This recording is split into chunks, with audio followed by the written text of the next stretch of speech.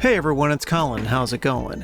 While digging through my bin of broken game consoles, I stumbled across a Nintendo DS with a very common problem. So let's see what it takes to fix it.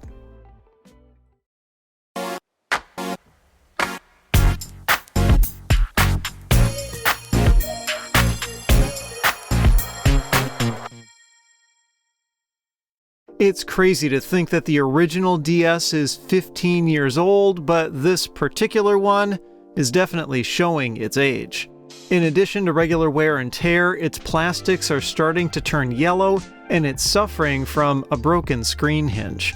It still powers on and works fine though, so all we should need to do is replace its outer housing. I got this console as part of a larger lot of handhelds, so I don't know its history. The water indicator on the bottom hasn't been tripped, which is a good sign. It has an original battery, and to my surprise, it hasn't started to swell up. I've had to replace them in consoles much newer than this one. I took out the tri-wing screws holding the bottom housing on. There are two inside the battery compartment and another pair on the left side. There's one next to the power input socket and one more in the middle of the GBA cartridge slot. The last screw is sneaky. It hides inside the loop where the lanyard goes, so it's easy to miss. But then the bottom simply lifts off to expose the motherboard. There are a few ribbon cables that need to be disconnected before it can be taken out. I flipped up the bail on the bottom screen ribbon cable, then pulled it out to reveal another pair of smaller cables. I used a spudger to slide the latches forward and release them. A similar ribbon by the left shoulder button is for the top display and gets removed in the same way.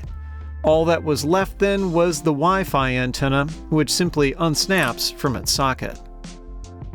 There are 4 screws holding in the motherboard, which I took out next. 3 of them are marked with these white circles on the PCB, but the 4th is in the front edge of the DS cartridge slot. Then the motherboard can be lifted away to reveal the buttons and bottom LCD. The buttons and membranes included with replacement shells often aren't very good, so I planned on reusing these.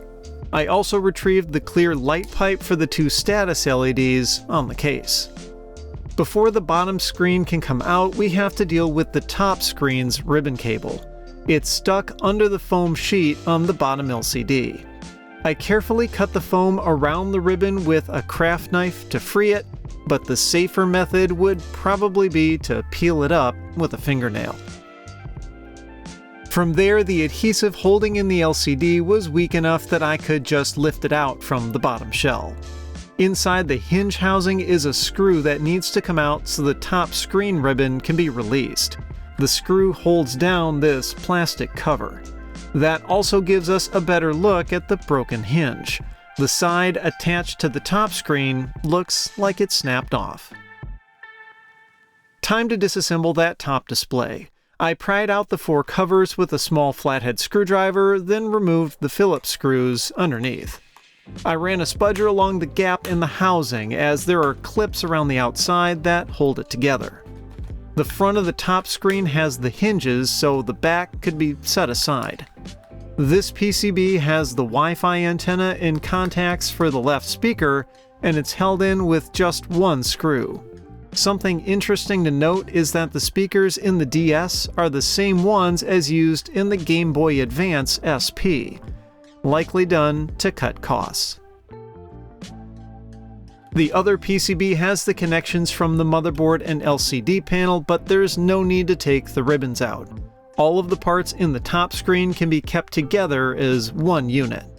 The LCD panel is stuck to the front housing with an adhesive gasket, and I've found it effective to gently flex the plastic to release it. But I wasn't expecting that. The housing just snapped, and it continued to break off as I tried to remove the screen. I wasn't using much force. The plastic had simply become very brittle with age. I had originally thought the hinge broke due to rough handling, but this is a much more likely explanation. I slid the ribbon cable and antenna wire out from the hinge assembly in the lower case. The only pieces left to take out were the hinge mechanisms.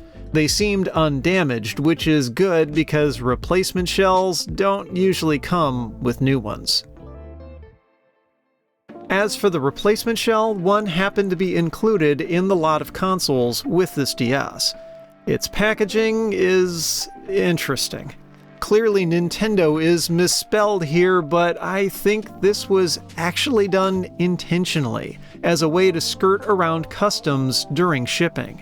If it actually said Nintendo, these could get seized as either counterfeit or for trademark infringement. The contents of the box were complete, so I figured I might as well give this shell a shot. At first glance, everything looked good. They had even included the piece of foam on the inside of the top screen housing. My first task was to get the hinges put together. I placed the front of the top screen on the bottom housing so I could install the hinge mechanisms. It's important to make sure they're in the closed position. The flat side of the metal end should be lined up with the ridged side of the plastic body, like this. They're also different lengths and only go in one way. The longer hinge goes into the left side and may need to be rotated a bit so it can be pushed into the housing. The short hinge goes into the right side, and both of them need to be pressed in all the way so that the metal ends peek out the side a little bit. When the screen opens and closes with that satisfying click, then you're in good shape. Next, I got the speakers put into the housing, followed by the LCD and circuit boards. I reused the original screws, as I've found the ones included in replacement shells tend to be made of a softer metal and strip easily. Then I could feed the ribbon cable and antenna through the slot in the bottom case, snap the rear display housing on, and get its screws put back in. The hinge cover went on and I got it fastened into place. You need to do this before the motherboard goes in, otherwise you won't have access to the screw hole. The shoulder buttons can be a little fiddly to reinstall, but I found that a spudger can help get the spring seated correctly. Then I got the buttons and membranes put back in, followed by that LED light pipe. The bottom screen dropped into place and I fed its ribbon cables through the cutout in the motherboard. Like most replacement shells, the screw standoffs weren't pre-threaded, so it took a bit of effort to get the motherboard secured. I used a pair of tweezers to help get the two smaller ribbons seated in their sockets, followed by the larger ones, and then I snapped the antenna cable into place. For some replacement shells, you may need to transfer over this square nut from the bottom housing. It's what the battery cover screw threads into. But otherwise, the console gets buttoned up the same way it came apart. One of the last things I needed to do was install the cover for the top screen. I ended up reusing the original one for a simple reason. It still had adhesive on it. While this shell came with a new cover, usually they include pre-cut tape to hold it on. But this one didn't, which is disappointing. And that sentiment pretty well sums up my overall opinion on this housing. At a distance, it looks fine, but picking it up, the plastic feels cheap. Some of the seams are a bit rough or sharp, and other parts are just ugly. The standoff for the motherboard by the DS cartridge slot was cast too large, so no screws can thread into it, and even the Nintendo sticker for the top is off-centered and doesn't sit completely flush. It did include a new stylus, which is helpful as the original one was missing, but it does feel quite cheap. Surprisingly, the printing by the bottom screen looks rather good, as does the reproduction label on the back. But despite this, I don't think many would be fooled into thinking this is an original housing. That's probably the most frustrating part of doing shell replacements on consoles like these. It's not so much the actual work of doing the repair, but rather not knowing how good the end result will be. If you're picky about the quality of parts like I am, then often you can find yourself having to buy several just to get one that's good enough. Needless to say, I'm probably going to swap the shell on this console again. Let me know if you can recommend a high-quality replacement. But for now, this one will suffice. While the DS Lite and DSi were more popular models, I still have an appreciation for the original. Partly because of its interesting styling compared to what came after, and also because of how influential the DS family in general was to handheld gaming.